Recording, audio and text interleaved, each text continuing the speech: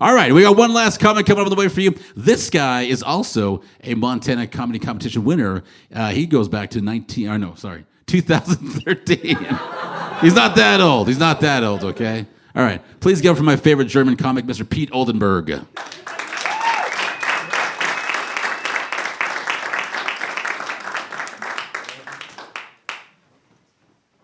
Thanks for setting the mic up, dude. Awesome. Thank you, guys. How you guys doing? You guys look a little confused on Pete Oldenburg. That is officially it. I can show you my driver's license. It's just the way it works. My mom's Norwegian and my dad's German, so there you go. That's how that works. It's true. And it's not like a weird milkman thing. I'm 100% Korean, so you guys still confused? You guys ever heard of this thing called adoption? It's a crazy thing they did in the 80s. My parents were basically, they were on Craigslist, they're looking for a puppy, and I don't know, Korean babies just must be the same price. But I'm lucky that they gave me a white person's name, especially growing up in Billings, it's given me an opportunity to, get jobs on resumes or go to school, you see like a ping or a pong on a resume, you're not going to go anywhere with that in Billings. Maybe, I don't know. Put them together, you can play a fun game. Man, I'm just trying to reflect back on our night, and if you can't tell, comics are just weird. Everything about us is just weird, man. I'll learn some things that I didn't know. Hopefully try to forget soon. I don't know. But yeah, so like I said, my mom's Norwegian, and my dad's German. Last year, my mom wanted me to go to the Knutson family reunion in Regent, North Dakota.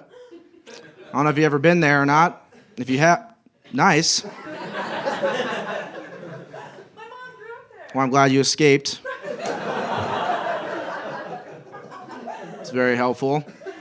But I went there because my mom decided to go there. I had to learn my roots, learn where I came from. I'm a 5th generation Knutson, and I should be proud of that. And I said, they're going to be really confused on why I'm there. They're just going to be like, why is this tan guy here? And sure enough, I walked in that room, this big, I don't know, whatever they call it in Taylor, North Dakota, a school or a barn or the family house. I don't know what it is out there, but I was out there and they just like, hey, waiter! I was like, dude, I'm like your 5th cousin, asshole. It's not even a Chinese restaurant in Regent, so I'm not Chinese either. Now you just want to talk about where you're from, huh? I'm not from there. My mom was raised there, but I didn't grow up there. You want to talk about it, don't you?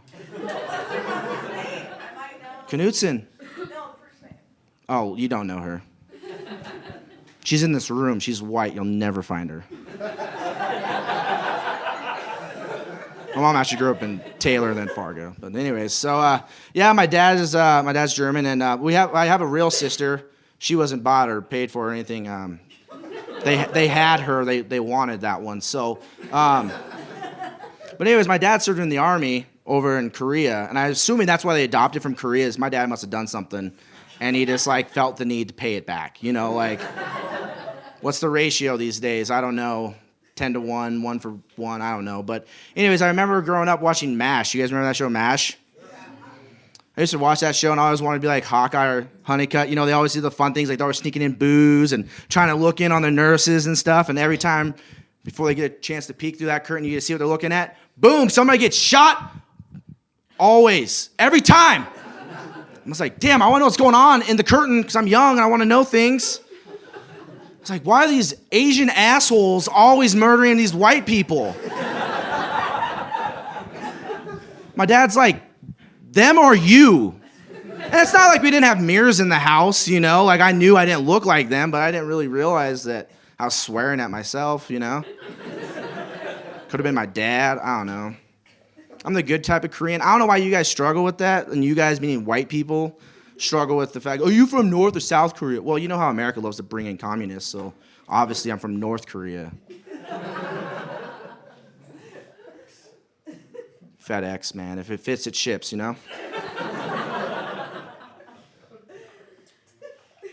Man, I'll tell you, it's interesting growing up in Billings, though, because dating was hard, because, like, Montana's not, like, back in the day, but still, like, I'm a little bit, like, I'm the entry-level boyfriend you'd bring home to your parents if you really wanted to date a black guy. Like, like, if you just wanted to gauge it, like, he's slightly colored, well, why don't you come over for dinner and meet my parents? If they run you out with a shovel, I know I can't go any darker, so...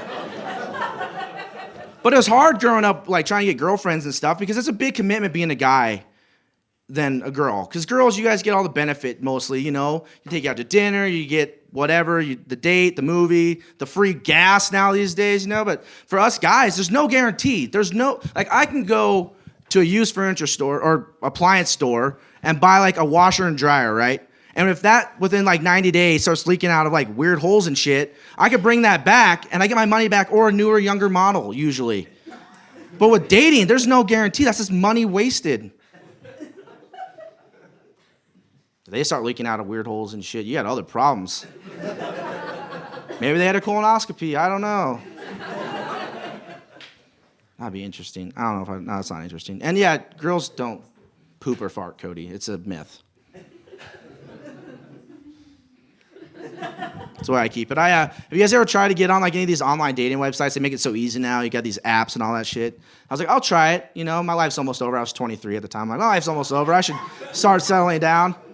And I got on there, and I was like, you know how they keep the predators off of there?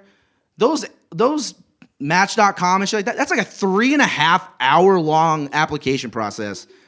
And I got way too bored to even care. I was like, you know what? I'm just meant to be single at this point, Like, if you're not willing enough to spend your time filling out an app, you don't need it, But I figure I got things on my side. No one knows how old I am. I'm older than 23, but, like, I'm going to look this way till I'm, like, 50. So, like, I got plenty of time.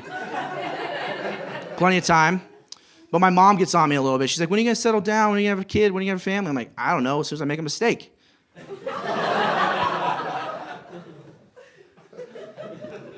That's not really true, but whatever, But I like to give my mom some hope, so I started dating. It's different, dating these days. I'm ready for winter. Like, people are like, you should work out. I do. I work out my arms and my legs, and I leave this area the same. Dude, let's face it. Montana's cold, 9 months out of the year at least? Like, you guys are dating, right? I take it? Okay. Do you work out? Not really. I can tell. But anyways, let's just carry on. But, like, if you guys are cuddling up watching a movie, do you like laying on his stomach? No, you don't. No one likes ribs and shit in their ears when they're trying to watch a movie. Okay, this is comfortable. This is approachable. You'll understand when you get older. But this is how it works. I'm playing the averages, guys. 9 months out of the year, this is warm.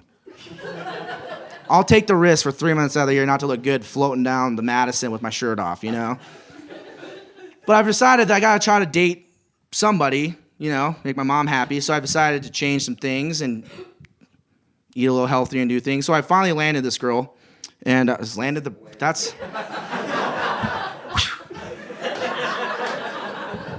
she's a little younger, which is awesome, She's, like, right at the age where she's old enough to drink, but not old enough to really realize that this is probably a bad idea,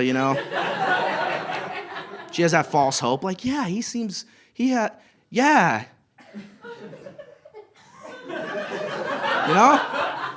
hasn't figured it out. It's fine, But it makes you think back a little bit. Like, does anyone remember losing their virginity? Like, I'm old enough to be like, that was a long time ago. But, like, not long enough. Well, yeah, it's pretty creepy, actually, to think about it. But I worked at the Montana Fair. So this is how I lost my virginity. I worked at the Montana Fair trying to make enough money to buy my first car. Guys, how important is your first car? It's like everything. It's like the portal to the world. It's like that moment where you're like, screw you, Mom. I'm going to go to the grocery store and I'll be right back because I don't have any money and I don't have any gas. Got $20? But you're free, right? So I was seeing this girl. Well, actually, I wasn't seeing her. I just knew her. She had boobs and we were young and I was attractive and I was into that. That's weird how that works. They get you all the time. But anyway, you guys remember when pyramid belts were really cool? Like those you're way too young to understand pyramid belts. But anyways, she went into the store and stole this belt from Hot Topic. And she's like, hey, I got this for you. I was like, oh, sweet. Like, want to give you some money for it? She goes, no. You just owe me one. I was like, okay. And I'm 15, you know? So I worked the fair. I worked 96 hours in like 7 days. I was working for a bunch of Mormons, but they turned out to be Jewish because they didn't pay us anything.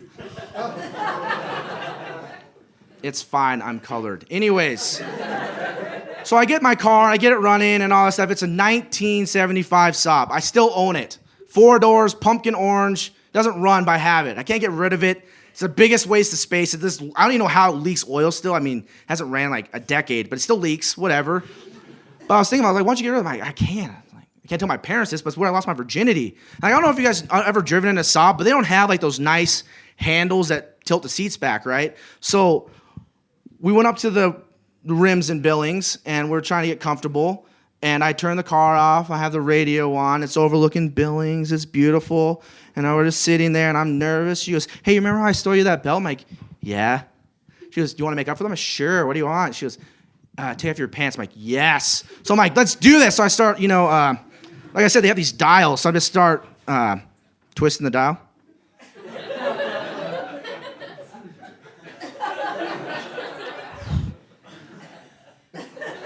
She goes, no, I'm not going to do that. We got to have sex. I'm like, oh, yeah, let's do this. And I got to crank the seat back up, make room in the back. I want to say it was long because no one was there to judge it. So it was really long and really good, and we nailed it. It was awesome. Screaming from the rims, dude. No idea what was really going on. Then I realized that the car was a piece of shit, and the battery died. And I don't know how you really explain to your parents at 15 that you're on top of a rim where everybody knows what goes on up there, and it's like late, so it's like 9:30, and the lights are out, and you have to tell your parents, like, whose parents will you call? Well, I'm not calling your dad. Your dad will throw me off the cliff. And my dad just came up, started the car. He's like, what are you doing up here? I was like,